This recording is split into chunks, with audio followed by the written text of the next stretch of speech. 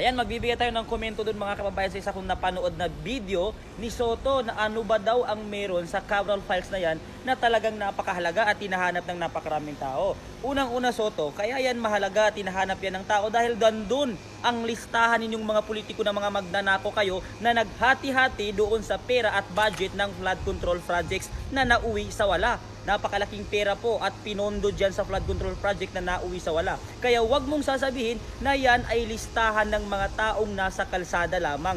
Dahil yan ay listahan ninyong mga politiko na nagnanakaw sa DPWH at nagnakaw at naghati-hati na nakinabang sa pondo ng flood control projects. Wala pa rin pong napapanagot hanggang ngayon mga kababayan. Yan lamang huwang gusto natin, merong maipakulong si Bongbong Marcos at merong managot sa nangyayaring nakawan dito sa ating bansa, dito sa ating bansa mga kababayan. Nangako siya ng ilang beses, puro siya pangako, wala naman siyang nagagawa. Yan po ay simbolo ng isang presidenteng mahina na walang kayang gawin kung hindi magpalabas at magpakalat ng fake news at kasinungalingan. At ito naman ay pinoprotektahan ng tagapagsinungaling ng Malacanang na si Claire Castro. Na alam natin mga kababayan na si Claire Castro ay dati niyang binibira si Bongbong Marcos kalaunan dahil siya ay nabigyan ng posisyon at siya ay binigyan ng pera. Ngayon, overprotected niya si Bongbong Marcos na siya pa ang nagpapalabas ng mga kasinungalingan mga kababayan kong Pilipino.